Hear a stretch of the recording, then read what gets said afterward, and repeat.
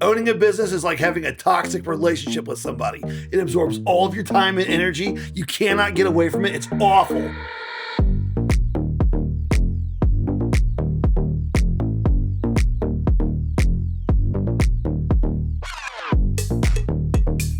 Do your thing.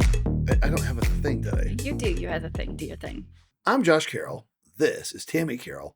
Today on Podcast Radio, we'll be discussing long-term relationships among thruples. What did he just say? We will not. We will not be doing that unless the third person is the business in our relationship. And actually, Look, you're going to have to make something out of whatever happens in here today. This is just where we are. Look, a business definitely can be like a person that you have a relationship with, except for both you and your husband have a relationship With a toxic one. with this. It's like a toxic, owning a business is like having a toxic relationship with somebody. It absorbs all of your time and energy. You cannot get away from it. It's awful. It's fun, but it's terrible. Wait. Oh no, I'm with you. I'm going on this. Okay, so that's a wonderful lead-in. Yeah. So owning a business is like being in a toxic relationship with a serial killer. It absorbs all of your time and energy, and just when you think you're making things happen, it tries to kill you. It's awful. There you go. I got there. Wait, we're still talking about the business, right? Oh yeah. Are we talking about the business? Oh, Not yeah. each other? You mean welcome to relationship radio? Well, it's always a relationship. If you own a business with your spouse, it's its own challenge. No, You know? the challenges are, I'll tell you what the challenges are of having this thing. You know what the real challenges are for me? The thing that people don't know, because people come down here and then they enjoy the auction and they're fun. We have fun auctions. If you haven't been down to an auction down here, it's a lot of fun. I run live auctions on Wednesday nights, but you don't ever see the background work. Like we get out of here, I'm usually home by like 2:00 in the morning on Thursday morning following the auction. And then I'm up at 5:45, and then I'm back down here at 9:00 the next day, waiting on a trailer that I have to get unloaded into the building, and we don't even start opening it back up until 11 on that Thursday. Oh, it is like running a marathon every week to try to get everything done. So I think what he's saying is if you love working really long hours, Oh, not ever being certain if you're going to make any money, oh yeah. you just really like to torture yourself, Sisyphus rolling the rock up the hill Technically, Sisyphus couldn't quit. every week, then you should start your own auction company. Yep, this is definitely for you. right? Yeah. Is that what you're saying? Yeah, it is. It is definitely, was it lather, rinse, repeat? It is lather, rinse, I repeat. think it's probably like this. In fairness, it's probably like this for most businesses. Now, maybe the cycle's different, but like if you're running like a tree, if you have a tree trimming business, you go out and you trim trees every day. You get a crew, you get a truck, you go out, you do the same thing over and over again. Now, for us, it is the things are always different. So the variety keeps it really interesting here. But I bet tree guys are the same way. It's like, oh, today I did an oak, tomorrow I'm doing a spruce. You know, I'm sure it's the same thing though. I mean, I'm sure if you're passionate about whatever you do, that's true. It is the thing that keeps this fun though. Yeah. So because so much stuff comes through here, so many different collections of things come through here, and just accumulations from life. We do a lot of estates. Yeah. One of the things that keeps it fresh, why you can keep doing that over and over again every week, is because while the process is the same, the things that we sell are always different. And it's interesting. Like this week we're doing art pottery now some in the live auction, some in the online auction, but like looking at all these pieces, like I've got a couple here, but having the opportunity to go through and learn about the artists that created them and explore what their thought process was as you go through. I think I have 30 pieces of this gentleman and probably 20 pieces of the Beth Garcia and more, hundreds of pieces over there. But that process of going through it and learning about it That's fun. is so much fun. It makes all the extra work worth it. So if you were to start all over, Yep. what is one thing you wish you knew before you opened up the business? Something that you think might help somebody else who's thinking Oh. about starting up a business. First, if I were going to do this all over again, I would go buy a stump grinder. I would just grind stumps spruce. every day. Today I'm grinding an oak. Tomorrow I'm grinding a spruce. No, seriously though, on a serious note. What, It's funny. Well, we if you were going to do any business, not just this one, I think the thing to know is that you can't know everything that you're going to need before you start it. Like, and you can't anticipate it.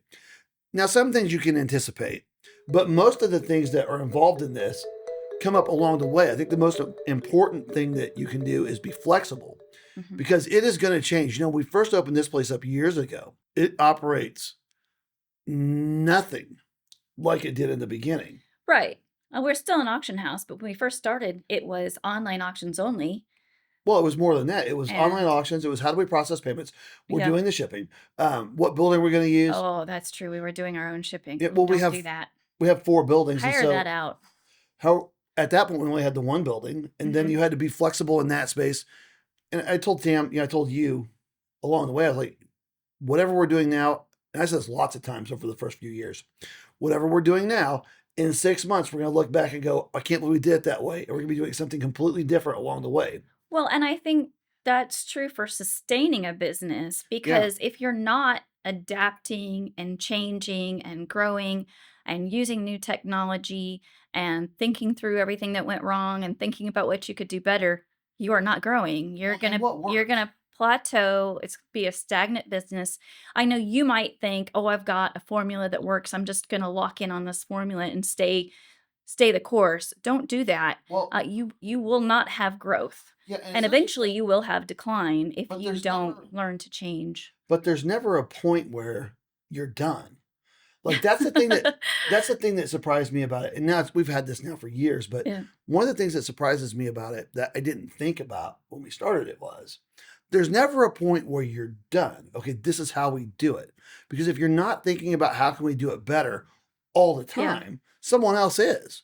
Right. You're either leading or you're following. But there is no plateau where we're here now, we just stop and we just do this. It's not a thing. You're either first or last. No, Ricky Bobby. There's second, third, I think there's even fifth. No. But you want to be first. Yeah, but that is the thing. That is the thing that has been true of this place from the beginning is we came into it saying, whatever we're doing now, we're probably going to do it different. And then as it gets dialed in, but even then we're like, how can I do this different? Like this week, in the last few weeks, I'm not shooting any more lots on tablecloths. Everything's getting shot. Whether good lots are getting shot on this. That just started, because you have to be thinking about all the time, how can I make it better?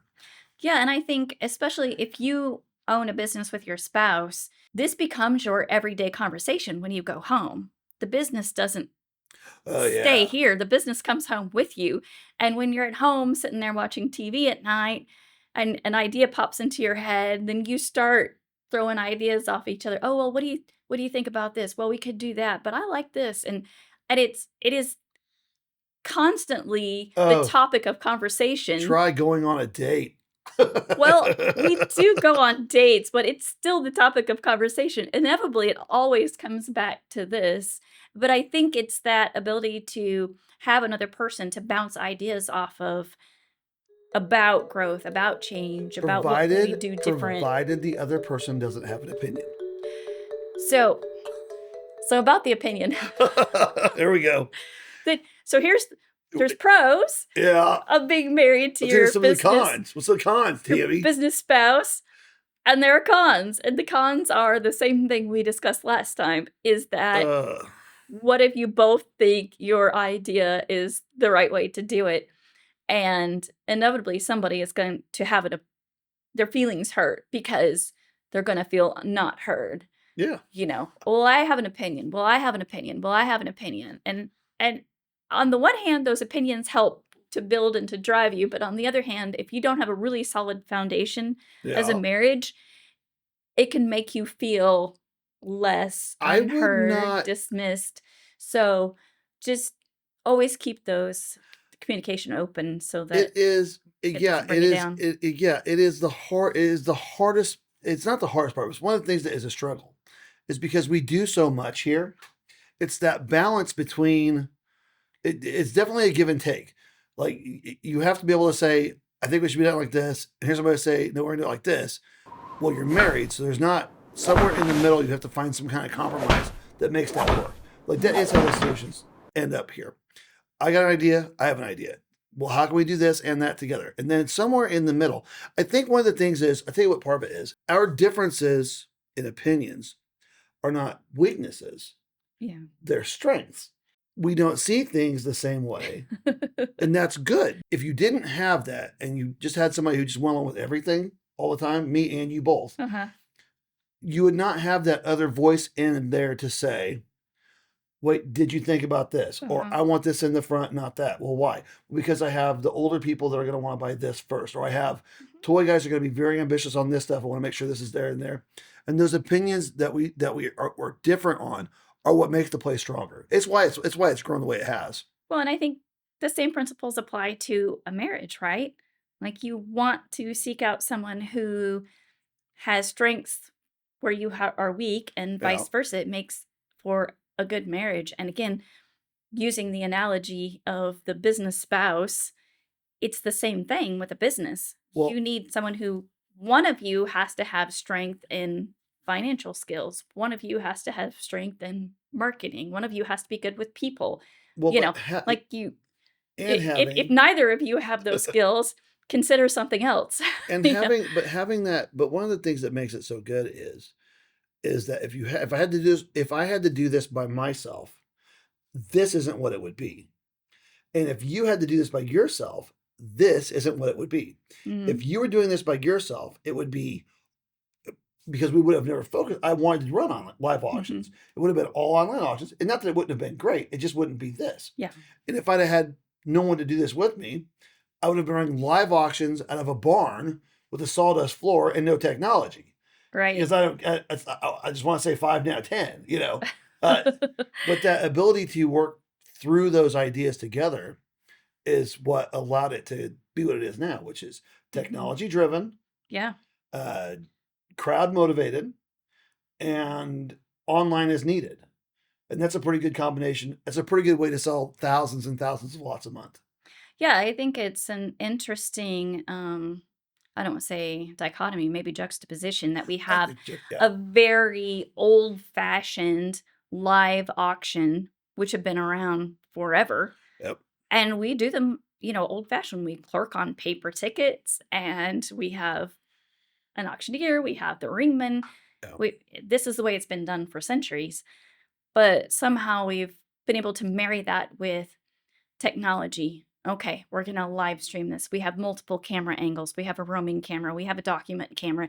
Okay, we have a sound system with multiple, different microphones, ambient sounds, and still keep it and mix it all together. And still keep it at an elevated level. Like, it's not a farm auction. When you come in there, it's a gallery style auction with a quick call. And, nothing functions like this. This is it. You know what it is? It is exactly a picture of our marriage. It is, overalls, and I mean, like, you keep it fun and humble and down to earth I keep it grounded. And and I'm the one who always has like big aspirations, fancy. It's Green Acres. Basically, we're Green Acres, and so is our auction house. It is. Yeah. Me, I'm like, it's going pretty good. I'm doing a farm auction, but with antiques. And Tammy's like, why aren't we Sotheby's yet? And somewhere in the middle is what the reality is. But that's what it's like. We should probably talk about what we have going. What happened last week? Well, what happened last week? I didn't break a record, but I was close. But it was fun last week. So we did something different, something I've never done before in there. I did pull Art Party out for the online auction, but I left a considerable amount of it in the live auction. And that was some interesting tiles at Model Arts and Crafts Tiles collection, and some other pieces of interesting smalls and things that were different than we normally, like the fetishes and whatnot. Fetishes in this case are small carved stone bears. They have little arrows on the top of them. They don't have to be bears. They could be. They can't be latex pants in this instance. Oh, that's a different kind of fetish. There we go. That's what I was getting at. Yeah. So bear fetishes and more. But the crowd really liked it. They responded to it very well. Well, it was quality. It was quality all around. Yep. And it was lots of different kinds of collections. So you had a little bit of Native American. You had a little bit of art pottery. You had art glass. You had arts and crafts tiles. You had stained glass lamps. It was, full quality, but a good variety too. Oh, the sports. Oh, and the Chiefs. All the Kansas City Chiefs signed So it was a pretty good It was a good auction. auction. It was an ambitious crowd. Mhm. And I am curious to see how they respond to this week's auction too. Yeah. Crystals, Oh, not this he- week. not healing crystals. Well, I mean, they might be. Well, Caitlin said one of them heals something. I mean, I rubbed it on myself. All I got was mad. Anyway, you got a splinter. yeah, guys. Oh, I do have this one. Okay, I don't know what it is. I have this one crystal this week. It's like this big. And inside of it are these little tiny strands of crystal, razor sharp like glass, like fiberglass. And when I picked it up at first, I'm like, that's not a real crystal. And then I, of course, looked it up and it is. Huh. Except that every single person here has grabbed it into that glass. Uh-huh. And I've watched everybody picking it out, getting band-aids for their fingers. It's like the cactus crystal. But I'll be curious to see how they respond this week. I have how eclectic it is. It's week, gonna be good. this week, Godzilla toys. Oh yeah, Have some a- really good I have a collection of pop Godzilla. culture. I have a collection of the crystals, including like what's the purple one called? Amethyst. Thank you. Including large specimens of amethyst, like Mhm. huge 13 Oh pounders. yeah. And some other really interesting pieces in that, like polished lapis, huge pieces of that. On top of that, I've got jewelry. I've got an outstanding collection of comic books and more art pottery. Like, it is a super eclectic mix this week. I can't wait to see how it does. Yeah, it's gonna be fun. So I think just to wrap it up, what you're saying is that variety is the spice of life. No. Variety in your marriage. No. Variety in your business. No. No? Variety in the stuff is fine. In the marriage, I'm fine with vanilla. No, I'm just saying because we have different strengths, that kind of variety. I don't mean you should. Oh, cut.